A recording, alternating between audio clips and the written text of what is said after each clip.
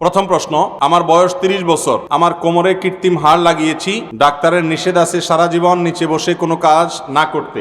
এখন আমি চেয়ারে বসে নামাজ পড়ি, আমার নামাজ হবে কিনা? খুবই গুরুত্বপূর্ণ প্রশ্ন ভাই। আমরা প্রথমে এই ভাইয়ের জন্য দোয়া করি যে আল্লাহ রাব্বুল আলামিন এই ভাই অসুস্থ আছেন, তাকে যেন শেফা কামেল আজলা দান করুন, বলুন আমিন। যদি কারোর এরকম অসুস্থতা থাকে যে তার কোমরে কৃত্রিম হাড় লাগানো হয়েছে, যার কারণে তিনি বসে কোনো কাজ করতে পারবেন না, ফ্লোরে বসতে পারবেন না, তাহলে এ আল্লাহর বান্দা চেয়ারে বসে বা যেভাবে তার সুবিধা হয় সেভাবে বসে তিনি নামাজ পড়তে পারবেন। যে ব্যক্তি দাঁড়াতে সক্ষম এবং দাঁড়ানো থেকে চেয়ারে বসতে সক্ষম, তাহলে তার দাঁড়ানোর ফরজ আদায় করতে হবে, দাঁড়ানোটা একটা ফরজ। এরপরে রুকু সেজদা করতে পারে না, কোমর ভাঙতে পারে না, তাহলে চেয়ারে বসে হালকা একটু মাথা ঝুঁকি ইশারা করে রুকু বা সেজদা করবে, এইভাবে সে নামাজ পড়বে। কারণ লা ইকাল্লিফুল্লাহু নাফসান ইল্লা উসআহা, আল্লাহ তাআলা কারোর সাধ্যের বাইরে কোনো কিছু করার জন্য তার উপরে কোনো নির্দেশ চাপায়া দেন নাই, বিধায় যতটুকু সাধ্যে আছে ততটুকু তিনি করবেন ইনশাআল্লাহ। কিন্তু আজকাল অনেকে আছেন একটু সামান্য শরীরটা ব্যথা, ভালো লাগে না, একটু কোমর ব্যথা মনে হয়েছে, একটু গায়ে জ্বর জ্বর মনে হচ্ছে, আর চেয়ারটা টান দিয়ে বসে উনি নামাজ শুরু করে দিয়েছেন। আছে না নাই? এরম সাহেব মার্কা নামাজ পড়লে সে নামাজ আল্লাহর কাছে কবুল হবে না। অবশ্যই আপনাকে দাঁড়িয়ে রুকু করে সিজদা করে নামাজ পড়তে হবে। যদি আপনার সক্ষমতাই না থাকে, আপনার ক্ষমতাই না থাকে, আপনি যদি অসুস্থ হয়ে যান, কোনোভাবেই পারেন না, তাহলে সেক্ষেত্রে আপনার জন্য জায়েজ হবে এই যে কোমরে এই আল্লাহর বান্দার হাড় লাগানো হয়েছে, কৃত্রিম হাড়, তিনি অসুস্থ, অতএব তার জন্য তিনি যদি রুকু সিজদা করতে না পারেন, চেয়ারে বসে ইশারা রুকু সিজদা করা জায়েজ আছে। যেসব লাশ কবরে দাফন করা হয় না, যেমন পানিতে ডুবে মারা যায়, যার লাশের কোনো খবর থাকে না ইত্যাদি, তাদের কবরে আযাব হবে কিনা? খুব গুরুত্বপূর্ণ প্রশ্ন। কবরের আযাব এটা কি সত্য না অসত্য? আযাবুল কবর হাক্কুন, কুরআন এবং হাদিস থেকে সুস্পষ্টভাবে প্রমাণিত। আহলুস সুন্নাহ ওয়াল জামাআতের আকীদা বিশ্বাস হলো মানুষের মৃত্যুর পর কবরে তার সওয়াল জবাব হবে, প্রশ্নোত্তর হবে। এই প্রশ্নোত্তর যেটা মুনকার নাকির ফেরেশতা করবেন প্রত্যেকটা মানুষকে, সবাইকে এই প্রশ্নোত্তরের মুখোমুখি করবেন, এটা হবে। এখন কথা হলো, কবরে যে ব্যক্তি শায়িত হয়েছে, স্বাভাবিক মৃত্যু হয়েছে, দাফন হয়েছে লাশ, তারটা তো বুঝে আসলো। পানিতে ডুবে মারা গেছে, তার তো কবরে যাওয়ারই সুযোগ হয়নি, বাঘে খেয়ে ফেলেছে, বাঘের পেটে চলে গেছে, তার শরীরের সাথে মিশে গেছে, এই ব্যক্তির কিভাবে প্রশ্নোত্তর হবে? এর উত্তর হলো, আল্লাহ রাব্বুল আলামিন প্রত্যেকটা মানুষের শরীরের ধ্বংসাবশেষ যেটা যেখানে যে অবস্থা আছে ওই অবস্থায় প্রশ্নোত্তরের মুখোমুখি করবেন। ধরুন একজনকে বাঘে খেয়ে ফেলেছে, কুমিরে খেয়ে ফেলেছে, আগুনে পুড়ে ভস্ম হয়ে গেছেন, ছাই হয়ে গেছেন। ছাই হয়ে গেলেও তার শরীরের ওই ধ্বংসাবশেষ, ছাই থাকুক আর মাটি থাকুক, কিছু একটা আছে, যেটা আছে ওইটার মধ্যে আল্লাহ তাআলা অলৌকিকভাবে তার মধ্যে রূহ দিয়ে তাকে প্রশ্নোত্তরের মুখোমুখি করবেন। সেটা আমরা দেখবো না, বুঝবো না, উপলব্ধিও করবো না, কিন্তু প্রশ্নোত্তর হবে। এই জন্য কোরআনে কারিমে আল্লাহ রাব্বুল আলামিন এটাকে বলেছেন বারজাখ, ওমিন ওয়ারাইহিম বারজাখুন ইলা ইয়াউমি ইউবআসুন। মৃত্যুর পরে কিয়ামত কায়েম হওয়ার আগে যে জগৎটা আছে, এই জগৎটাকে বলা হয়েছে বারজাখ, মানে আড়াল। সেই জগৎটা হলো আড়াল আখিরাতের জন্য, ওই জগৎটা পার হয়ে মানুষ আখিরাতে যাবে। সেই বারজাখের জগৎটাতে কেউ কবরে থাকতে পারে, কেউ বাঘের পেটে থাকতে পারে, কেউ কুমিরের পেটে থাকতে পারে, কেউ ছাই হয়ে থাকতে পারে, কেউ পানিতে পচে গলে পানির সাথে মিশে যেতে পারে। যে যেখানে তার ধ্বংসাবশেষ থাকুক না কেন, সেটাই হলো তার জন্য বারজাখী জীবন। কিভাবে প্রশ্নোত্তর সেশন করবেন? আল্লাহ রাব্বুল আলামিন যিনি শূন্য থেকে, নাপাক পানি থেকে মানুষকে সৃষ্টি করেছেন, তার জন্য অসম্ভব বলতে কিছুই নাই। এরপরে প্রশ্ন হলো, আপনি এক জায়গায় বলেছেন কাউকে দাঁড়িয়ে সম্মান প্রদর্শন করা যাবে না, অথচ এক মাহফিলে আপনি একজন বড় আলেম আসার পর দাঁড়িয়ে সম্মান করেছেন, এ বিষয়ে কি বলবেন? মাশাআল্লাহ, খুব সুন্দর এবং একেবারে যথোপযুক্ত প্রশ্ন। ভাইরা আমার, নবী করিম সাল্লাল্লাহু আলাইহি ওয়াসাল্লাম বিভিন্ন হাদিস থেকে সুস্পষ্টভাবে প্রমাণিত হয়, তিনি নিষেধ করেছেন যে কাউকে স্রেফ সম্মান দেখানোর জন্য দাঁড়িয়ে যাবে না। এটা অমুসলিমরা করে, তোমরা সেটা করবে না। সাহাবীদের মধ্যেই একজন সিনিয়র সাহাবী, তিনি শারীরিকভাবে কিছুটা অসুস্থ, তিনি আসার পর নবী করিম সাল্লাল্লাহু আলাইহি ওয়াসাল্লাম আবার নির্দেশ করেছেন, তোমরা দাঁড়িয়ে যাও এই সাহাবীর জন্য। দাঁড়িয়ে যাওয়া মানে সম্মান না, সম্মান দেখানোর জন্য না, দাঁড়িয়ে যাওয়া বলতে দাঁড়িয়ে গিয়ে তাকে হেল্প করো, ধরে বসাও। এই জন্য নবী করিম সাল্লাল্লাহু আলাইহি ওয়াসাল্লাম তার জন্য দাঁড়াতে বলেছেন। অতএব সম্মান প্রদর্শন করতে হবে, এ ব্যাপারে কোনো সন্দেহ নেই। বড় মুরব্বী, আলেম ওলামা, এমনকি সমবয়স্ক, সবার প্রতি সম্মান দেখাতে হবে কি হবে না? কাউকে অপমান করা যাবে না, সম্মান করা আবশ্যক, ইমানের দাবি, আখলাকের দাবি। কিন্তু সম্মান দেখাতে গিয়ে দাঁড়ানো না, এই পদ্ধতি ইসলামের না, এই পদ্ধতি অমুসলিমদের। নবী করিম সাল্লাল্লাহু আলাইহি ওয়াসাল্লাম নিষেধ করেছেন। আমার যে ঘটনার কথা বলা হচ্ছে, অনেকে দেখেছি এটা নিয়ে ভিডিও বানিয়েছেন এবং এটা নিয়ে অনেকে ট্রলবাজি করছেন। বাস্তবতা হলো যে আলেমের কথা বলা হচ্ছে, উনি এসেছেন, উনি আসার পর আমি আলোচনা ছেড়ে দিয়ে উঠে গিয়ে ওনাকে বসার জন্য অফার করেছি। তো উনি বলেছেন, ওই আওয়াজগুলো এখনো রেকর্ড আছে, উনি বলেছেন যে না, আমি আপনার ওয়াজ শোনার জন্য আসছি, আপনি বরং ওয়াজ করেন, আমি বসবো। তো উনি বসে গেলেন, তখন আমি আবার এসে বসে গেলাম। তাহলে দাঁড়ানোটা হলো ওনাকে চেয়ার ছেড়ে দিয়ে ওয়াজের অফার করার জন্য, ওইটা নিছক গতানুগতিক সম্মান দেখানোর জন্য না। কিন্তু আমরা কারোর সমালোচনা করতে হলে তার সত্যতা যাচাই বাছাই করার দরকার মনে করি না, কিছু একটা পাইলেই সেটা নিয়ে কি করি, সমালোচনা করি। আল্লাহ তাআলা আমাদেরকে হেদায়েত দান করুন। আর দ্বিতীয় কথা হলো যে আমার কথা এবং কাজে যদি কখনো মিল না থাকে, তাহলে সেটা আমার ত্রুটি মানুষ হিসাবে যদি থাকে, কখনো এরকম হয়, যদি কমন কথা ভবিষ্যৎ অগ্রিম বলে রাখলাম, যদি সত্য কথা কোরআন হাদিস থেকে শুনেন, জানেন, তাহলে সেটার উপর আমল করবেন। যদি সে আমলটা যিনি বলেছেন তার মধ্যে নাও থাকে, তারপরও সেটা আমল করবেন কি করবেন না। কথা যদি সত্য হয়, সঠিক হয়, তাহলে আমার কাজ কি করা, আমল করা। আল্লাহ আমাকে আমাদের তৌফিক দান করুন। এরপরে প্রশ্ন হলো, আলসেমি ভাতা নামে একটা ভাতা এখন চলমান রয়েছে, প্রায় 100 থেকে 200 লোক সারাদিন কাজ করেন। প্রতিটি ওয়ার্ডে এনজিও সংস্থা প্রতিদিন কাজের মজুরি নির্ধারণ করে দিয়েছে, জনপ্রতি 400 টাকা করে। দিন শেষে মজুররা মজুরি পায় 300 টাকা করে, কারণ দিন শেষে 400 টাকা মজুরি থেকে 100 টাকা জনপ্রতিনিধির হাতে তুলে দিতে হয়, যা মাস শেষে 3 লক্ষ থেকে 6 লক্ষ টাকা হয়ে থাকে। অসহায় লোকেরা সারাদিন কাজ করে 100 টাকা। বুঝতে পেরেছি, প্রশ্ন পরিষ্কার। দেখুন, আমাদের সমাজে এই ধরনের কাজ শহরে গ্রামে সব জায়গায় কম বেশি হয়ে থাকে। যিনি কাজ ধরেন তিনি অনেক সময় দেখা যায় শ্রমিকদের কাছ থেকে কমিশন নিয়ে থাকেন। এই কমিশন নেওয়া, এটা যদি শুধুমাত্র তিনি কাজ ধরে দিয়ে কমিশন নেন এবং কাজ ধরা তার দায়িত্বে থাকে, যেমন কথার কথা, অনেক লোকের হাউস ড্রাইভার আছে বা কোম্পানির কর্মচারী আছেন, ওই কোম্পানির কর্মচারীর কাজই হলো মানুষকে, তার কাজের অংশ হলো অন্য মানুষকে কাজের জন্য নিয়ে আসা, নিয়োগ দেওয়া। সে সেখান থেকে আবার যদি তাদের কাছ থেকে মাসোহারা খায় বা তাদের কাছ থেকে কোনো সুবিধা গ্রহণ করে, এর নাম হলো ঘুষ। এর নাম হলো কি? আর এই ঘুষ খাওয়া এটা পরিষ্কারভাবে হারাম। পরিষ্কারভাবে কি? এই ঘুষের ব্যাপারে নবী করিম সাল্লাল্লাহু আলাইহি ওয়াসাল্লাম অভিসম্পাত নাজিল করেছেন। ভাইরে, অন্যায়ভাবে যে টাকা খাবেন, মানুষের হক মেরে খাবেন, গরিব মানুষ কষ্ট করেছে সেখান থেকে 100 করে আপনি কমিশন খাইলেন, অথচ এটা আপনার দায়িত্ব, ডিউটি পালন করেছেন। আপনি ডিউটি পালন করে যে কমিশন খেলেন, আপনি যে হারাম খেলেন, এই হারামটা নিয়েও যেতে পারবেন না, এমনকি খেয়েও যেতে পারবেন না। খেয়ে যেতে পারবে? আমরা যত উপার্জন করি সব নিজে ভোগ করতে পারি? হাতে বুতে ভোগ করবে, হাতে বুতে, আপনি নিজে ভোগও করতে পারবেন। অতএব এটা কোনো বুদ্ধিমান সুবিবেচক মানুষের কাজ হতে পারে না যে অন্যের জন্য, ছেলে মেয়ের পরিবারের জন্য আমি নিজে হারাম খাবো, হতে পারে না। আল্লাহ আমাদেরকে বুঝায় যেন সেই তৌফিক দান করুন। বর্তমানে টেকনাফ উপজেলার প্রতিটি মাহফিলের যারা কাজ করেন তাদের অনেকে ইয়াবা ব্যবসার সাথে জড়িত। অনেকে এই টাকা মাহফিলে দিয়ে থাকেন, এটা জায়েজ হবে কিনা? ভাই, নবী করিম সাল্লাল্লাহু আলাইহি ওয়াসাল্লাম বলেছেন, ইন্নাল্লাহা তাইয়্যিব ওয়া লা ইয়াকবালু ইল্লা তাইয়্যিবা। আল্লাহ তাআলা পবিত্র, অপবিত্র হারাম কোনো কিছু দান করলে আল্লাহ সেটা কবুল করবেন। শুধুমাত্র ইয়াবা ব্যবসা না, হয়তো আপনাদের দিকে ইয়াবার কারবার বেশি হয় সেজন্য আপনারা এই প্রশ্ন করেছেন, কিন্তু অন্যান্য এলাকাতে, এক এক এলাকাতে হয়তো এক এক হারামের প্রাধান্য বা বিস্তার রয়েছে। যেই কোনো হারাম উপার্জনের টাকা মাহফিলে দান করলে সওয়াব হবে না, বরং হারাম উপার্জন করার যে গুনাহ আছে সে গুনাহ চুল পরিমাণ কমবে না মাহফিলে দেওয়ার কারণে। আমাদের অনেকে আছেন হারাম টাকা পয়সা উপার্জন করার পর মসজিদ, মাদ্রাসা, ওয়াজ মাহফিল, হুজুরদেরকে কিছু দান টান করে তারা মনে করেন কিছু দান টান করলে হুজুররা যে দোয়া দায়ী করবে, এতে আমার কালোগুলা সব সাদা হয়ে যাবে। দুনিয়াতে কালো টাকা সাদা করার সিস্টেম আছে, আল্লাহ তাআলার কাছে কালো টাকা সাদা করার সিস্টেম। হারাম উপার্জন করার পর সেটা ফেরত দিতে হবে অথবা দান করে দিতে হবে যদি মালিককে খুঁজে না পাওয়া যায়। কোনো অবস্থাতে সেটাকে মসজিদ, মাদ্রাসার ওয়াজ মাহফিলে দান করে হালাল করার সুযোগ, এবং ওয়াজ মাহফিল কর্তৃপক্ষের দায়িত্ব, মসজিদ মাদ্রাসার কর্তৃপক্ষের দায়িত্ব। আমরা হুজুররাও আজকাল, আল্লাহ মাফ করুক, টাকা পাইলে আর হালাল হারাম বাজ বিচার করি না। শুধুমাত্র মানুষের দোষ দিয়ে লাভ নাই, কিছু দোষ আমাদেরও আছে। ওয়াজ মাহফিল যারা করেন, কয়জন লোক আছেন যে হালাল হারাম বাজ বিচার করেন? আপনারা যারা মক্কা শরীফ যাওয়ার সুযোগ পাইছেন তারা দেখছেন বাইতুল্লাহর যে কালো গিরাফ ঘেরা যে বাইতুল্লাহ কাবা ঘর, এই কাবা ঘরের এক পাশে বুক পরিমাণ ওয়াল ঘেরাও দেওয়া আছে, রাউন্ড করা আছে, হাতিমে কাবা বলা হয়।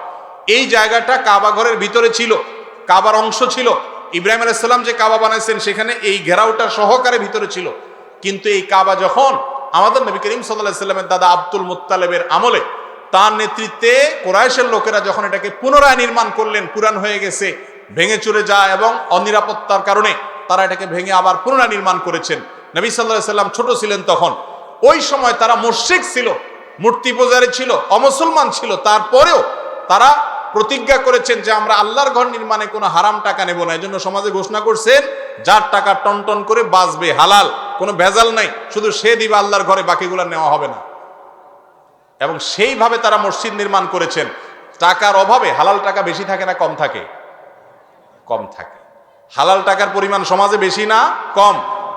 তো হালাল টাকা কম হওয়ার কারণে কাবা ঘরের সেই হাতিমের অংশটাকে কাবার ভিতরে ঢুকাইতে পারেন নাই তারা। এরপরের প্রশ্ন, আমাদের এলাকায় মুমূর্ষু অবস্থায় বা কঠিন বিপদের সময় হাফেজ ডেকে এনে সূরা আনআম 21 বার বা 41 বার খতম করানো হয়, এটা কতটুকু সহিহ? সহিহ হাদিসের আলোকে জানাবেন। কোন ব্যক্তি যদি অসুস্থ থাকেন, মুমূর্ষু অসুস্থ, তো এই ব্যক্তির জন্য কোরআনে কারীমের যদি সূরা তেলাওয়াত করে সুস্থতা কামনা করা হয়, আরোগ্য লাভের চেষ্টা করা হয়, তাহলে সেটা তো জায়েজ আছে। কারণ কোরআনে কারীমের সূরা, কোরআনে কারীমের আয়াত, এগুলো দিয়ে রোগের শেফা হিসাবে ঝাড়ফুঁক করা বা এগুলো তেলাওয়াত করে আল্লাহর কাছে দোয়া করা, সুস্থতা কামনা করা, এটা জায়েজ আছে। এই রুকিয়া এটা না জায়েজ না। কিন্তু যদি কেউ মনে করে যে মুমূর্ষু অবস্থায় এই কোরআনে কারীমের তেলাওয়াত করলে এর সওয়াবটা তিনি ওই মুমূর্ষু ব্যক্তিকে পাঠিয়ে দিবেন, তো জীবিত মানুষ একজনে কোরআন তেলাওয়াত করে আরেকজন জীবিত মানুষকে ট্রান্সফার করে দিবে, এই ট্রান্সফারের সিস্টেম নাই। মোবাইলের যেরকম আপনার পয়সা, টাকা পয়সা, এগুলো ব্যালেন্স যেরকম ট্রান্সফার করা যায়, এই আমলনামা বা সওয়াব একজন জীবিত মানুষ আরেকজনের জন্য ট্রান্সফার করতে পারে না। অতএব মুমূর্ষু ব্যক্তির সামনে এইরকম অসুস্থ অবস্থায় রুকিয়া বা ঝাড়ফুঁক হিসাবে তেলাওয়াত করতে পারেন। কিন্তু যদি আপনি মনে করেন যে এই তেলাওয়াত করলে বিশেষ সওয়াব হবে, এতবার পড়লে এই সওয়াব হবে, অতবার পড়লে ওই লাভ হবে, যেগুলো কোরআন হাদিসে উল্লেখ নাই, এরকম কোনো কিছু যদি আপনি বিশ্বাস করেন তাহলে সেটা জায়েজ হবে না। দুনিয়াবি জাগতিক যে ব্যাপার আছে, যেমন সুস্থতা, সেটার জন্য আপনি কোরআন তেলাওয়াত করে আশা করতে পারেন। তবে এই ক্ষেত্রে আমরা জানি যে কোরআন খতম করার, কোরআন পড়ার জন্য একটা ব্যবসায়িক ব্যাপার সেবার হয়ে গেছে আজকাল, যে টাকা পয়সা দিলে কিছু লোক পড়ে দেয়। কোরআনে কারীমের তেলাওয়াত, দোয়া, এগুলো যার যারটা শেষে করবেন, এটাই হলো শরিয়ার মূল ফরম্যাট। অন্যের কাছ থেকে দোয়া চাইতে পারেন, কিন্তু তাই বলে এটার জন্য ভাড়াটিয়া লোক ঠিক করে তারা টাকা নিয়ে নিয়ে সব জায়গায় পড়ে পড়ে দিয়ে আসে, এই সিস্টেম মুহাম্মদ রাসূলুল্লাহ সাল্লাল্লাহু আলাইহি সাল্লামের শেখানো সিস্টেম না। কথা কি বুঝাতে পারছি? এরপরে প্রশ্ন হলো, যদি কোনো সৎ ন্যায়পরায়ণ সহজ সরল ব্যক্তিকে শুধুমাত্র হেনস্থা, কটূক্তি ও হেয় প্রতিপন্ন করার উদ্দেশ্যে সামাজিক যোগাযোগ মাধ্যমে কোনো ব্যক্তি বা সম্প্রদায় ইচ্ছাকৃতভাবে বিভিন্ন উস্কানিমূলক পোস্ট দেয়, তাদের উদ্দেশ্যে কিছু বলবেন? ভাইরা আমার, তরুণরা আজকাল আমরা যারা ফেসবুক প্রজন্ম আছি, ফেসবুক প্রজন্ম, ইউটিউব প্রজন্ম, টিকটক প্রজন্ম, টুইটার প্রজন্ম, ইনস্টাগ্রাম প্রজন্ম, যে প্রজন্ম হাতে আজকাল প্রচুর পরিমাণে সোশ্যাল মিডিয়া, এই সোশ্যাল মিডিয়া প্রজন্মের লোকদের জন্য, তরুণদের জন্য ভালো কাজ করার যেরকম অপার সম্ভাবনা আছে, আল্লাহর কাঠগড়ার অনেক বড় আসামি, আল্লাহর কাঠগড়ার আসামি হওয়ার ভয়ও অনেক আছে। কারণ ফেসবুক, ইউটিউব এবং এই সমস্ত সোশ্যাল মিডিয়াগুলো আমাদের যুবক ভাইরা যারা আছেন, আপনাদেরকে বিশেষভাবে বলছি, আপনাদের অনেকের জন্য এগুলো হয়ে গেছে নিছক বিনোদনের একটা প্ল্যাটফর্ম। কিভাবে মজা করবেন, কিভাবে রসিকতা করবেন, কিভাবে আনন্দ বিনোদন করবেন, এ হলো চিন্তা। ভালো কথা, আপনি এখান থেকে রসিকতা করেন, আনন্দ বিনোদন করেন, এটা নাজায়েজ না। কিন্তু আপনার রসিকতা করতে গিয়ে যদি অন্য কোনো মানুষকে আক্রমণ করেন, কারোর চরিত্র হনন করেন, কারোর অধিকার নষ্ট করেন, তাহলে শরীয়তের দৃষ্টিকোণ থেকে আপনি অপরাধী হয়ে গেলেন। আমরা অনেকে বিশেষ করে যারা ফেসবুক ইত্যাদি দিয়ে সোশ্যাল মিডিয়াতে অনেক বেশি সক্রিয়, এই লোকগুলোকে দেখা যায় তারা এই ব্যাপারে তাদের কোনো বাজ বিচার নাই, এই ব্যাপারে তাদের কোনো সেন্স নাই, হুঁশ নাই, মাথা কাজ করে না, তারা টেরই পায় না যে তাদের নিজের অজান্তে তারা কাবিরা গুনাহ করে ফেলছে। ধরুন কথার কথা, একজন মানুষ তিনি কোনো ভুল করেছেন, তার ভুলটা নিয়ে আপনি ট্রলবাজি করতেছেন, আপনি মজা করতেছেন, আপনি মিম বানাচ্ছেন, আপনি তার ওইটা নিয়ে আপনি রোস্টিং ভিডিও বানাচ্ছেন, সমালোচনা করতে গিয়া তার চরিত্র হনন করছেন, তার নামে বাজে ট্যাগ দিচ্ছেন, তার ছবিকে বিকৃত করে একটা পোস্ট বানাইতেছেন, তাকে ব্যঙ্গ করে বিভিন্ন কথা বলতেছেন, তার ব্যক্তিগত বিষয় নিয়ে সন্দেহমূলকভাবে নানা রকমের আপত্তিকর ট্যাগ দিচ্ছেন, মন্তব্য করতেছেন, হাহা করছেন, মজা করছেন। ভাইরা আমার, কোনো মানুষের চরিত্র নিয়ে মজা করা এটা হারাম। কেমন হারাম?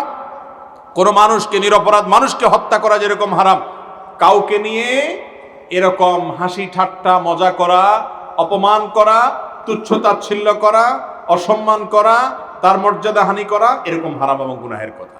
এটা আমার কথা না, নবী করিম সাল্লাল্লাহু আলাইহি সাল্লাম বিদায় হজের ভাষণে বলেছেন, আজকের এই দিনটা যেরকম সম্মানিত, আজকের এই জায়গাটা যেরকম সম্মানিত, এই মাসটা যেরকম সম্মানিত, আরাফার ময়দানে দাঁড়িয়ে তিনি বলেছিলেন, ঠিক একই রকম তোমাদের প্রত্যেকের রক্ত এরকম সম্মানিত, একজন আরেকজনের রক্ত ঝরাতে পারবে না। তোমাদের প্রত্যেকের মর্যাদা, ইজ্জত, সম্মান এরকম সম্মানিত, কারোর ইজ্জত নষ্ট করা যাবে না। অতএব কোন মুসলমানের ইজ্জত যদি আপনি নষ্ট করেন ফেসবুকে, একজনকে নিয়ে ট্রল করতেছেন, সব বন্ধু মিলে, সব দোস্ত মিলে, হয়তো বেচারা ভুল করেছে, ভুল করলে তার গঠনমূলক সমালোচনা অবশ্যই করতে পারেন। বিশেষ করে বয়সে যারা তরুণ, তাদের কাছে মনে হয় এইরকম পাগলামি ছাগলামি করা, এরকম উল্টাপাল্টা করা, এটা বোধহয় আমাদের রাইট। ভাইরা আমার, মানবিক মূল্যবোধ আজকাল হারিয়ে গেছে। একজন 12, 14, 16 বছরের কিশোর কিংবা 17, 18 বছরের তরুণ, তার কাছে বয়সে তার বাপের সমান অথবা তার চাইতে হয়তো বড়, এরকম মানুষকে নিয়েও অনেক বাজে মন্তব্য আমরা করছি। সবচেয়ে লজ্জা লাগে যখন ইসলামের নাম দিয়া, ইসলামের লেবাস পরে ফেসবুক ইত্যাদিতে দেখা যায় কথার কথা কোনো নায়িকা, তিনি হারামে লিপ্ত, অশ্লীলতায় ডুবে আছেন, সমাজের অনেকের নষ্টের কারণ হয়ে আছেন, তাই বলে তাকে নিয়ে আপনি বাজে মন্তব্য করলেন, তার মনে আঘাত দিয়ে অযথা তাকে খোঁচাখুচি করলেন এবং গালিগালাজ করলেন। আপনি মনে করতেছেন আপনি ইসলামের খেদমত করতেছেন, অথচ এগুলো ইসলামের খেদমত হতে, আপনি গঠনমূলক সমালোচনা করেন, আপনি তাকে নসিহত উপদেশ করেন, কিন্তু সেটা আপনি করছেন না। তরুণরা এবং আমাদের বয়সে যারা কিশোররা আছে, এদেরকে আমরা উস্কে দিচ্ছি। কিরকম উস্কে দিচ্ছি? তাদেরকে আমরা ভোগবাদী করে তুলছি। আপনি দেখবেন মা বাপ ছেলে মেয়ে যদি কোনো কিছু চায়, চাইতে দেরি আনতে দেরি না, ঠিক না ঠিক? চাইতে দেরি আনতে দেরি না। প্রবাসে যদি বাবা থাকে, বিদেশে যদি থাকে, তো কোনো কথাই নাই, বাবা কি লাগবে শুধু বলো, মোবাইল একটা চাইলে 3টা দিতে রাজি। আর দেশে থাকলেও একই কথা। ছেলে মেয়েকে বাবা মারা এখন দিতে দিতে দরকারের চাইতে আরো বেশি দিচ্ছে, যার কারণে তাদের মধ্যে ত্যাগ তিতিক্ষা করা, স্যাক্রিফাইস করা, মানবিক মূল্যবোধ থাকার যে একটা ব্যাপার আছে, সেটা আজ তরুণদের মধ্যে নাই, হারিয়ে গেছে। ভাইরা আমার, এটা খুবই খারাপ জিনিস। এর সবচেয়ে বড় সাফার হবে ওই তরুণ, ওই কিশোরের মা বাপ নিজেরা। কারণ সে তো ত্যাগ শিখে নাই তার বাপ মার কাছ থেকে, সে তো ভোগ শিখছে, শুধু বাপ মা তারে ভোগ করা শিখাইছে, স্যাক্রিফাইস শিখাই নাই। এই জন্য বাপ মার জন্য ত্যাগ করাও সে জানবে না। আজ ঘরে ঘরে দেখা যায় যে আমাদের ছেলে মেয়েরা মা বাবার কথা শোনে না। কেন কথা শুনবে? কারণ মা বাবা তো তাদেরকে শুধু ভোগ শিখাইছেন, ত্যাগ শিখান নাই।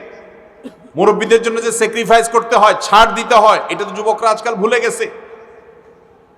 আমাদের বাংলাদেশের মানুষের যে ঐতিহ্য ছিল, মুসলমান হোক আর হিন্দু হোক, সব ধর্মের মানুষের একটা কমন ঐতিহ্য ছিল যে বয়সে ছোটরা বয়সে বড়দেরকে মর্যাদা দিত। কিন্তু আজ ফেসবুক প্রজন্মের মধ্যে এই জিনিসটা দেখা যায় না। এবং ফেসবুকে যে ট্রলবাজি, কে কাকে নিয়ে ট্রল করছে, লোকটা কে, আর যেই হোক না কেন একজন মুসলমান, একজন মানুষ, তার মর্যাদাহানি আমি করতে পারি না, কিন্তু শয়তান আমাদেরকে দিয়ে করাচ্ছে।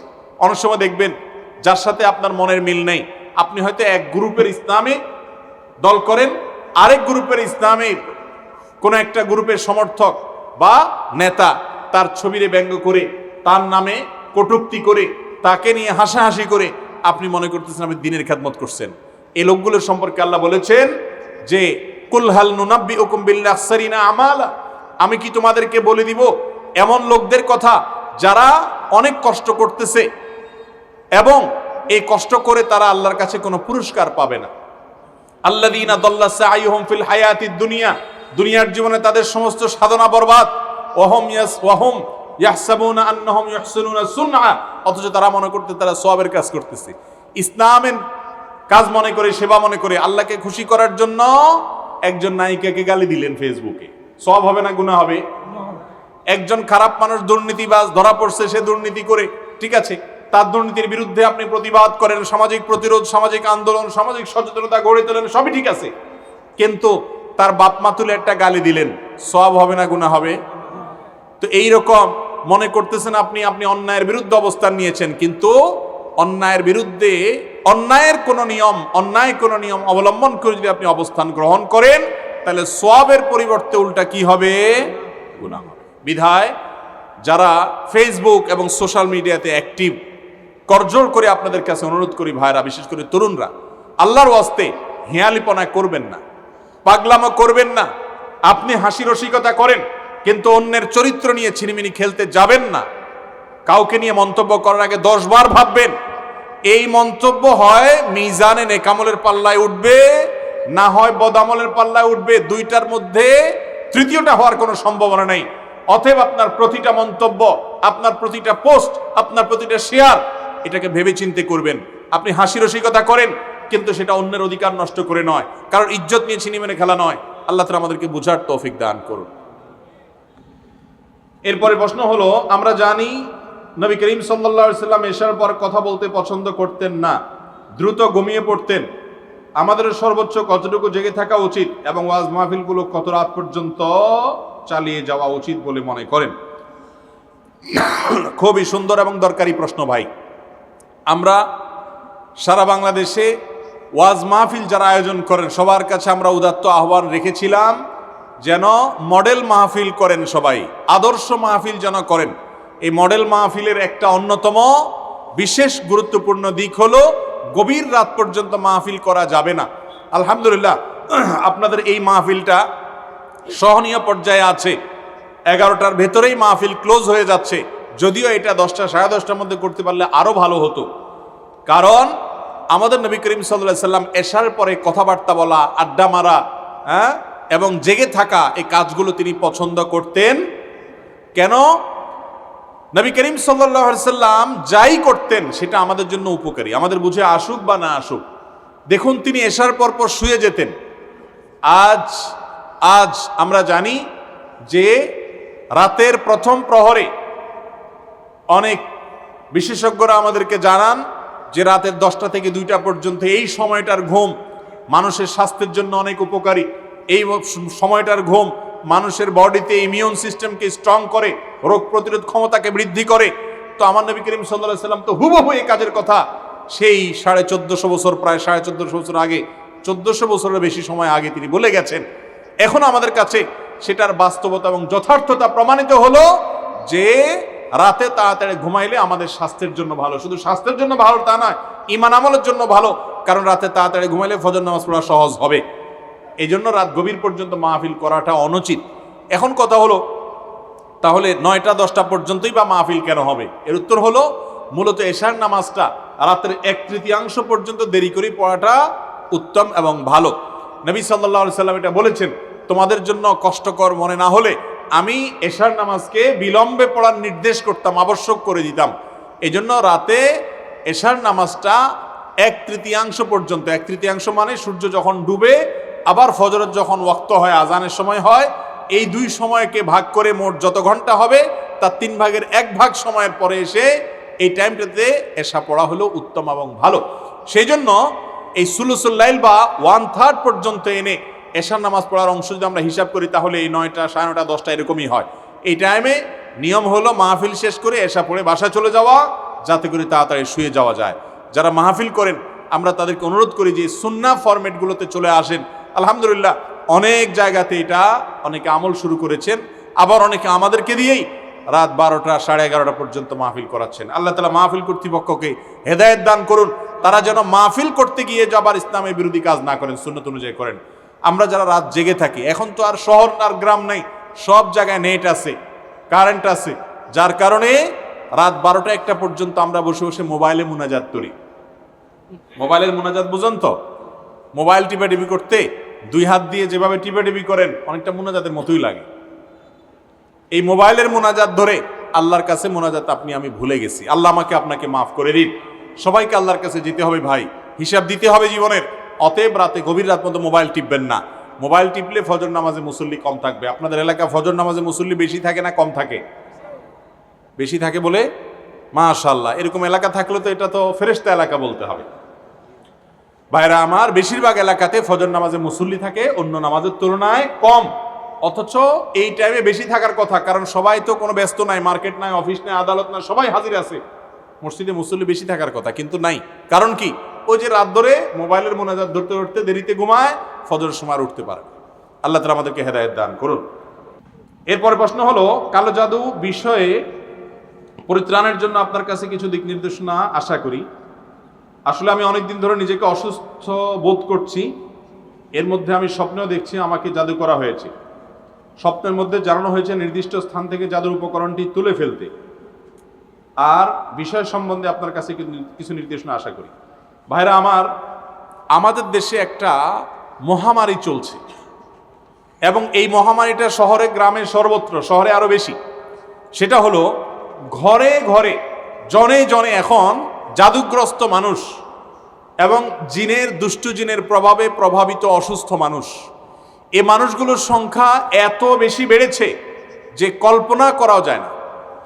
শহরে বিশেষ করে বিভিন্ন জায়গায় এবং কি সোশ্যাল মিডিয়াতে আপনারা দেখবেন তান্ত্রিক, কবিরাজ, অমুক তমুক এই সমস্ত অ্যাডভার্টাইজ এখন মোড়ে মোড়ে, পিলারে পিলারে, বিভিন্ন জায়গায় জায়গায়।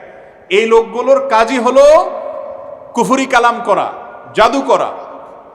দেখুন, জাদুর মাধ্যমে মানুষকে ক্ষতিগ্রস্ত করা, দুষ্ট জিন লাগিয়ে দিয়ে মানুষকে ক্ষতিগ্রস্ত করা, এই জিনিসটা দিনের আলোর মতো পরিষ্কার। যারা এই পরিস্থিতির মুখোমুখি হয়েছেন তারা জানেন যে এটাকে যারা অস্বীকার করেন তারা এক বোকার স্বর্গে বাস করছেন, কারণ তারা বাস্তবতাকে অস্বীকার করেন। জিনে ধরা রোগী যারা দেখেছেন, এ রোগীর কাছে থেকেছেন, তারা জানেন যে জিনের অস্তিত্ব দেখা না গেলে কি হবে, মানুষের উপরে সওয়ার হলে দিনের আলোর মতো পরিষ্কার হয়ে যায় যে জিন সওয়ার হয়েছে। পৃথিবীর কোনো ডাক্তারের ক্ষমতা নাই, কোনো চিকিৎসা বিজ্ঞানের ক্ষমতা নাই ওই জাদুগ্রস্ত ব্যক্তিকে সুস্থ করার অথবা জিনে ধরা রোগীর জিন তাড়ানোর। কোরআনে কারীমের অলৌকিকতা, কোরআনের প্রতি ঈমান আনার জন্য একটা পয়েন্ট যথেষ্ট। আমি সবসময় বলি, আল্লাহর প্রতি ঈমান আনার জন্য একটা পয়েন্ট যথেষ্ট। সেটা হলো জাদুগ্রস্ত ব্যক্তিকে যখন আল্লাহর কালাম পড়ে ঝাড়ফুঁক করা হয়, জিনে ধরা রোগীকে আল্লাহর কালাম পড়ে যখন ঝাড়ফুঁক করা হয়, সাধারণত এই ধরনের রোগীগুলো কোরআনের তেলাওয়াত সহ্য করতে পারে না। আমি এর আগেও বিভিন্ন সময় বলেছি যে আমি এমন রোগী দেখেছি কোরআন তেলাওয়াত এবং আজান শুনলে তার শরীর বাঁকা হয়ে যায়, পা এরকম বাঁকা হয়ে যায়, একবারে ধনুকের মতো বাঁকা হয়ে যায়, এরকম ভয়াবহ অবস্থা। এবং কোরআন তেলাওয়াত শুনলে পাগলের মতো হয়ে যায়, টিকতে পারে না, অস্থির হয়ে যায়। এরকম রোগী আজকাল ঘরে ঘরে। এর অন্যতম প্রধান কারণ হলো যে এই যে জাদু মন্ত্র এবং কুফরি কালাম করা মানুষগুলো ছড়ায় গেছে সমাজে। আমি তো মনে করি প্রশাসনের উচিত এই সমস্ত তান্ত্রিক কবিরাজগুলোকে ধরে ধরে সবগুলোকে বিচারের মুখোমুখি করা, কারণ এগুলো স্বামী স্ত্রীর মধ্যে গন্ডগোল লাগানো, মানুষের জীবনকে তছনছ করা, জাদুগ্রস্ত করা এবং এই ধরনের পরিস্থিতির শিকার করা মানুষকে এই কাজগুলো তারা করে যাচ্ছে, মানুষের ক্ষতি করছে। এটা এক ধরনের ক্রাইম, এটা এক ধরনের অপরাধ, সাধারণ কোনো অপরাধ না। ইসলামী শরিয়াত দৃষ্টিকোণ দিয়ে এই ধরনের অপরাধীদেরকে ইসলামী আদালত মৃত্যুদণ্ড দেওয়ার কথা বলেছেন নবী করিম সাল্লাল্লাহু আলাইহি ওয়াসাল্লাম। এই জন্য জাদুগ্রস্ত কোনো মানুষ যদি জাদুগ্রস্ত হন, কোরআন তেলাওয়াত শুনলে তিনি সহ্য করতে পারেন না। জাদুগ্রস্ত রোগী, বিশেষ করে জেনে ধরা রোগীর হাই বেশি আসে, হাই তোলে বেশি বেশি করে, এবং কোরআন তেলাওয়াত শুনলে সহ্য হয় না, আজান এর আওয়াজ শুনলে সহ্য হয় না, আর স্বপ্নে বেশি বেশি করে ওই জিনিসগুলো দেখে। এগুলো আলামত। এগুলো যখন দেখবেন, কোরআনে কারীমের সূরা বাকারা বেশি বেশি তেলাওয়াত করবেন, তেলাওয়াত শুনবেন, বাসায় হাই ভলিউমে তেলাওয়াত চালায় রাখবেন। যতটুকু ভলিউম সহ্য করতে পারেন কমপক্ষে ততটুকু ভলিউমে তেলাওয়াত চালু করে রাখবেন। ইনশাআল্লাহ এই সমস্ত জাদু, দুষ্ট জিনের আক্রমণ থেকে রক্ষা পাবেন। আর এর পাশাপাশি সূরা ইখলাস, সূরা ফালাক, সূরা নাস, এগুলো হলো জাদুর জন্য সবচেয়ে বড় মহৌষধের কাজ করে। জাদুর রোগীর জন্য নবী করিম সাল্লাল্লাহু আলাইহি সাল্লাম আমাদের রাসূল সাল্লাল্লাহু আলাইহি সাল্লামকে লাবিদ ইবনে আসম নামে এক কপাল পড়া এক দুষ্ট মানুষ জাদু করেছিল। নবী করিম সাল্লাল্লাহু আলাইহি সাল্লামকে সে জাদু করার ফলে তিনি অসুস্থ হয়ে পড়েছেন, এত অসুস্থ হয়ে পড়েছেন যে তাকে সুস্থ করার জন্য কোনো রোগ বালাই দূর করার জন্য ডাক্তার কবিরাজ দেখায় কোনো ট্রিটমেন্ট করে কোনো উপকার পাওয়া যাচ্ছিল না। তখন আল্লাহ রাব্বুল আলামিন ফেরেশতা পাঠিয়ে সূরা ফালাক, সূরা নাস, সূরা ইখলাস এই সূরাগুলো নাজিল করেছেন এবং এগুলোর মাধ্যমে ট্রিটমেন্ট করেছেন। এজন্য জাদুগ্রস্ত ব্যক্তিকে ফু দেওয়া, এগুলা পড়ে পড়ে এগুলো তেলাওয়াত বেশি বেশি করা এবং যারা কোরআন হাদিসের আলোকে ঝাড়ফুঁক করে, কুফরি কালাম করে না, এরকম মানুষের কাছে গিয়ে কোরআন হাদিসের আলোকে ঝাড়ফুঁক গ্রহণ করবেন। আল্লাহ তাআলা জাদুগ্রস্ত মানুষ, জিনে ধরা মানুষগুলোকে সুস্থতা দান করুন। কিছু মানুষ আছে দেখবেন কোনো অসুখ বিসুখ নাই কিন্তু বিছানায় পড়ে গেছে, কোনো কাজ করতে পারে না, বাসার বাইরে যেতে পারে না। ডাক্তাররা সাধারণত দেখে বলে দেয় মানসিক রোগী। হ্যাঁ, অনেকে মানসিক রোগী আছেন, সেটা যেমন সত্য, তবে এই টাইপের রোগী বেশিরভাগ ক্ষেত্রে জাদুগ্রস্ত বা জিনে ধরা রোগী। এই বাস্তবতা আমার সামনে একটি নয়, বহু কেস দেখার সুযোগ হয়েছে। কোনো রোগ ধরা পড়ে না, ডায়াগনোসিস হয় না, কিন্তু লোকটা শেষ হয়ে যাচ্ছে আস্তে আস্তে। এগুলো জাদুর কারণে এবং দুষ্টজনের প্রভাবে। আলহামদুলিল্লাহ, প্রপার ট্রিটমেন্ট যদি করতে পারেন, যদিও এই ঝাড়ফুঁক করা মানুষগুলোর ভিতরে বেশিরভাগ লোকই বাটপার কিসিমের হয়, এগুলোকে ধান্দা বানায় নেয়। ভালো মানুষ নিয়ে গেলেও বলে হাই রে আপনারা জাদু করে শেষ করে ফেলেছে, তার ব্যবসা জমানোর জন্য। এরকম লোকও আছে, আবার ভালো মানুষও আছে পরিমাণে কম। তো যারা জাদুগ্রস্ত বা জিনে ধরা রোগী এরকম নিজেকে মনে হয়, কোনো রোগ ভালো হচ্ছে না, কোনো ট্রিটমেন্টে কোনো ডায়াগনোসিস হচ্ছে না, রোগ নির্ণয় হচ্ছে না, তাহলে চেষ্টা করবেন যে কোনোভাবে এই কোরআন হাদিসের ঝাড়ফুঁক নেওয়ার। আল্লাহ তাআলা আমাদের সবাইকে হেফাজতে থাকার তৌফিক দান করুন। এরপরে প্রশ্ন হলো, আমি একজন কলেজ পড়ুয়া ছাত্র। কিছুদিন আগেও আমি মুভি, গান প্রভৃতি দেখতে অভ্যস্ত ছিলাম। আল্লাহর রহমতে এখন এসব ত্যাগ করতে সক্ষম হয়েছি, কিন্তু ইদানিং ইসলামিক তুর্কি ওয়েব সিরিজ যথাক্রমে সুলতান সুলেমান, আর্তুগ্রুল গাজী, ক্রুলুস ওসমান ইত্যাদি সিরিয়াল দেখতে আসক্ত হয়ে গেছি। এ বিষয়ে শরীয়তের বিধান জানতে চাই। ভাইরা আমার, ইসলামের ইতিহাস জানা অনেক গুরুত্বপূর্ণ, কিন্তু ইসলামের ইতিহাস জানতে গিয়ে যদি আপনি ফিল্ম দেখতে হয়, আর সে ফিল্মে যদি নারী পুরুষ সমান তালে অভিনয় করে এবং পর্দাহীনতা থাকে, অশ্লীলতা থাকে, সেখানে যদি মিউজিক থাকে, সেখানে যদি হারামের উপাদান থাকে এবং সেটা দেখতে গিয়ে যদি আপনাকে হারাম জিনিস অবশ্যই দেখতে হয়, অ্যাভয়েড করার সুযোগ না থাকে, তাহলে ইসলামের ইতিহাস জানার নাম করে সেরকম ফিল্ম দেখা জায়েজ হওয়ার সুযোগ নাই। এটা ঠিক যে মুসলমানদের ইতিহাস আমাদেরকে জানতে হবে, সেগুলোর জন্য যদি এরকম ফিল্ম তৈরি করা হয় যে ফিল্মে হারাম কোনো উপাদান নাই, তাহলে সেগুলো দেখা জায়েজ আছে। এবং এ ধরনের ফিল্ম যেগুলোতে হারাম উপাদান নাই, যেগুলো মানুষ দেখতে পারে হালাল, যেগুলোতে মিউজিক থাকবে না, নারী পুরুষের মিশ্রণ এবং পর্দাহীনতার যে ব্যাপারটা সেটা যদি না থাকে, তাহলে সেরকম ফিল্ম দেখা জায়েজ আছে এবং সেটা বানানো জায়েজ আছে। কিন্তু এরকম ফিল্ম দেখার নাম করে, ইসলামের ইতিহাস জানার নাম করে ফিল্ম দেখলে সেটা গুনাহ হবে সওয়াবের পরিবর্তে। এরপরে প্রশ্ন হলো, আমাদের দেশে অনেক আলেম জাদুটোনা তাবিজ দেয়, এটা কোরআন হাদিস দ্বারা কতটুকু যুক্তিসঙ্গত? খুবই সুন্দর প্রশ্ন। অনেক মসজিদের ইমাম সাহেব আছেন, অনেক আলেম সাহেব আছেন, অনেক মুয়াজ্জিন সাহেব আছেন, অনেক হুজুর সাহেব আছেন, ইয়া লম্বা দাড়ি, লম্বা জুব্বা, সবই ঠিক আছে, কিন্তু ওনার কাছে গেলে আপোষের তাবিজ দেয়, আবার বিচ্ছেদের তাবিজ দেয়, আবার আপনার একজন আরেকজনের পিছনে শত্রুতা উদ্ধারের তাবিজ দেয়। আছে না নাই? এই মানুষগুলো এই অপকর্ম যে করছে নিজেরাও জানে না যে দাড়ি টুপি অথবা ইসলামী লেবাস পোশাক পরেও তিনি যে হারাম কাজে লিপ্ত তিনি নিজে জানেনও না। কোনো মুসলমানকে কারোর ক্ষতি করার জন্য সহযোগিতা করা কি জায়েজ না না জায়েজ? সওয়াবের কাজ না গুনার কথা? তাহলে হারাম কাজ কবিরা গুনাহ যে হুজুর করেন, সে হুজুর করলেও সেটা কি হবে? কবিরা গুনাহ হবে।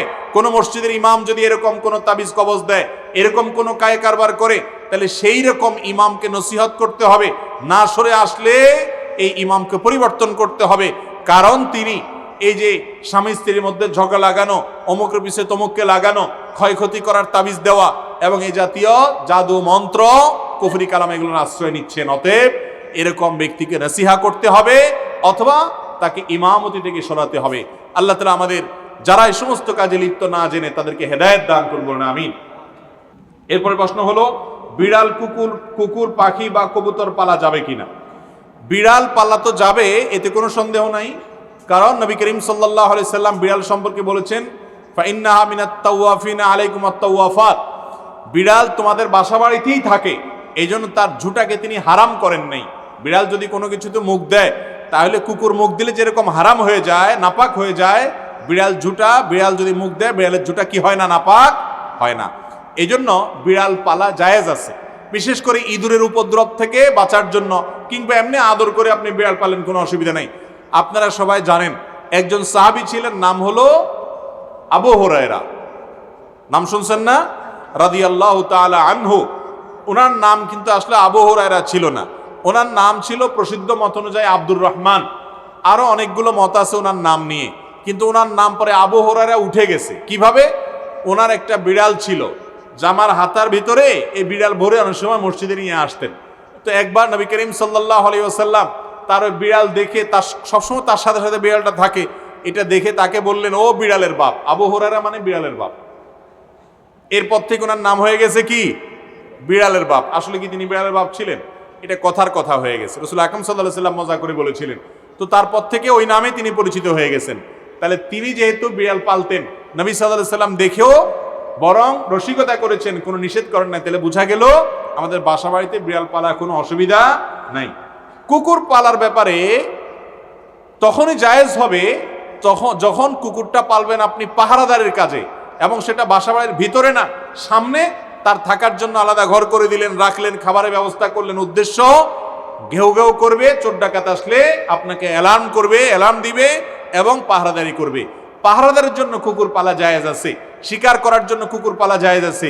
আমাদের দেশ সহ পৃথিবীর সব দেশে বিভিন্ন আইন শৃঙ্খলা রক্ষাকারী বাহিনীরা তারা বিভিন্ন কুকুর পোষেন, সেই কুকুরগুলো সিকিউরিটিতে তাদের হেল্প করে থাকেন এবং তাদেরকে প্রশিক্ষণ দেওয়া হয়ে থাকে, এগুলো সবগুলো জায়েজ আছে। কিন্তু বাসা বাড়িতে কুকুর পোষা, এটা ইসলামী শরিয়ার দৃষ্টিকোণ থেকে শখের বশে কুকুর পোষা, এটা জায়েজ নয়। আমাদের একটা বড় সমস্যা হলো, পশ্চিমাদেরকে কোনো কাজ করতে দেখলে আমাদের সমাজের কিছু মানুষ মনে করে ওই কাজটা করলে বোধহয় আমি একটু ভদ্র হইতে পারবো, একটু স্মার্ট হইতে পারবো, আধুনিক হইতে পারবো, জাতে উঠতে পারবো, আমাকে মনে হয় একটু শিক্ষিত লাগবে। এই জন্য ওরা যদি উল্টাপাল্টাও করে অন্ধের মতো সেটা গ্রহণ করে। আছে না নাই? নবী করিম সাল্লাল্লাহু আলাইহি সাল্লাম বুখারীর হাদিসে বলেছেন, লা তাদখুলুল মালাইকাতু বাইতান ফিহি কালবুন আও সূরা, যে বাড়িতে কুকুর থাকে, শখের বশে কুকুর পালে কেউ, সেই বাড়িতে আল্লাহর রহমত নিয়ে ফেরেশতা প্রবেশ করে না। তার নবী করিম সাল্লাল্লাহু আলাইহি সাল্লাম নিষেধ করেছেন।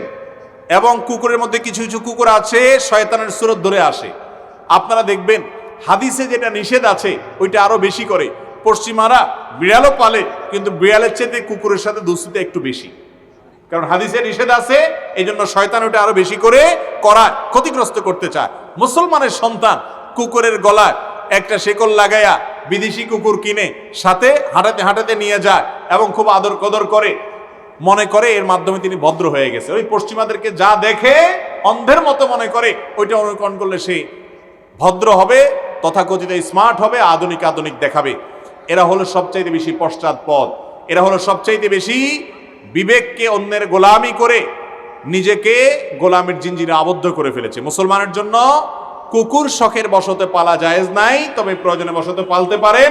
আর আল্লাহ সৃষ্টি হিসেবে তা খাবার দিবেন বা কোনো অসুস্থ হলে সেবা দিবেন, সেটা কোনো নাজায়েজ বিষয় নয়। তবে বাসা বাড়িতে পালা জায়েজ নয়, শখের বশত হারাম। আর পাখি যদি আপনি পালতে চান, কবুতর পালতে চান, যে সমস্ত পাখি বিশেষ করে কবুতর খাঁচায় পালা যায় তো পারেন, কোনো অসুবিধা নেই। আর যে পাখিগুলো খাঁচায় পালা যায়, খাঁচায় পালার মতো, সেগুলো পালেন, যেমন টিয়া পাখি ইত্যাদি। কিন্তু যেই পাখি উড়ে বেড়ায় আপনি সেগুলোকে খাঁচায় বন্দি করে রাখছেন এবং এটা রেখে তাকে কষ্ট দিচ্ছেন, সেটা কিন্তু জায়েজ নয়। আর যেগুলো খাঁচাতেই পালার জন্য উপযোগী এই টাইপের, বাহিরে রাখলে বরং, ছেড়ে দিলে বরং সেগুলো মারা যাবে, তাহলে সেই রকম পাখি পালতে অসুবিধা নাই। এরপরে প্রশ্ন হলো, গর্ভাবস্থায় মিরকা মাছ খেলে নাকি গর্ভের সন্তান প্রতিবন্ধী হয়, বিষয়টা কতটুকু শরীয়ত সম্মত? সম্পূর্ণ কুসংস্কার, ভিত্তিহীন এবং ভুয়া। যত ফতোয়া এদেশে আছে ভুল ফতোয়া, যত বাজে ফতোয়া আছে, ভুল মাসআলা আছে, ফতোয়াবাজি আছে, এটা এদেশে দুই শ্রেণীর মানুষের বিরুদ্ধে প্রয়োগ করা হয়। এক হলো মসজিদের ইমাম সাহেবদের বিরুদ্ধে ফতোয়া দেখবেন একটু বেশি, দরকারেও বেদরকারেও সত্য ফতোয়া যা থাকে, ভুয়া ফতোয়া আরো বেশি থাকে। আর আরেকটা হলো মহিলাদের বিরুদ্ধে যে কত ফতোয়া, মিরকা মাছ খেলে গর্ভের সন্তানের নাকি ক্ষতি হইতে পারে, তাহলে যেই বেটার ছেলে ওই বেটা খেলে ক্ষতি হবে না কেন? পুরুষ খাইতে পারবে কিন্তু মহিলার ব্যাপারে ফতোয়া, এরকম ভুল ফতোয়া, ভিত্তিহীন ফতোয়া অনেকটা আমাদের দেশে আছে। গর্ভাবস্থায় কোনো নারীর জন্য কোনো খাবার নিষিদ্ধ হবে তখন যদি বৈজ্ঞানিকভাবে ডাক্তারি গবেষণার মাধ্যমে প্রমাণিত হয়, অভিজ্ঞতার মাধ্যমে প্রমাণিত হয় যে এই খাবারগুলো গর্ভবতীর জন্য ক্ষতিকর, তাহলে সেটা খাওয়া যাবে না। কিন্তু মীর কামাসের পর এরকম কোনো কথা নাই, অতএব এগুলো খাওয়াতে কোনো অসুবিধা নাই।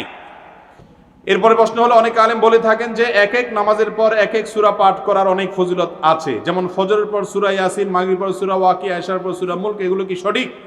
ভাইরা আমার, এর মধ্যে মাগরিবের পরে হোক আর এশার পরে হোক রাত্রে সূরা মুলক পড়ার ফজিলত আছে। আর সে ফজিলত হলো রাতে সূরা মুলক পাঠ করলে, নিয়মিত পাঠ করলে ওই ব্যক্তির কবর আযাব মাফ হবে ইনশাআল্লাহ। এর বাইরে ফজরের পরে সূরা ইয়াসিন পাঠ করার বিষয়ে বিশুদ্ধ কোনো হাদিস বর্ণিত হয়নি। যে সমস্ত বর্ণনা এক্ষেত্রে পাওয়া যায় সূরা ইয়াসিনের কে কেন্দ্র করে, সেগুলো বিশুদ্ধতার মানদণ্ডে উত্তীর্ণ নয়, সহিহ নয়, বরং দাঈফ। আর মাগরিবের পর সূরা ওয়াকিয়া পাঠ করলে রিজিকের অনটন দূর হয়, এই মর্মে কিছু বর্ণনা পাওয়া যায়, সেগুলো সনদ নিয়েও অনেক মুহাদ্দিসগণ আপত্তি তুলেছেন, তবে বর্ণনা আছে। এরপরে প্রশ্ন হলো, যখন কোনো মানুষকে দাফন করা হয় এবং দাফন করা শেষ হলে দেখা যায় কোনো এক লোক এর মাধ্যমে কবরের উপর পানি দেয়, এটা কতটুকু শরীয়ত সম্মত? ভাই, কেউ মারা গেলে তার কবরের উপরে নিয়মিত পানি দেওয়ার বিশেষ কোনো ফজিলত নাই।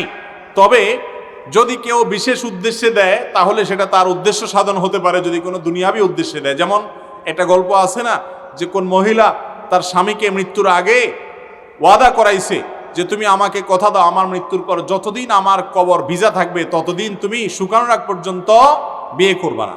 স্বামী বলছে ঠিক আছে, ওয়াদা করলাম। তো স্বামী মারা যাওয়ার পর, ওই বউ মারা যাওয়ার পরে স্বামী এবার দেখে যে কবর আর শুকায় না, 2-4 মাস হয়ে গেছে কিন্তু তারপরও কবর শুধু ভিজাই থাকে। চিন্তা করলো ব্যাপারটা কি। পরে একদিন দীর্ঘ সময় পর্যন্ত দূর থেকে মনিটর করছে যে কোত্থেকে কবর ভিজে, পরে দেখে যে ওই মহিলার ভাইয়ে এসে কবরের উপরে পানি ফেলা দিয়ে যায় প্রতিদিন একবার করে।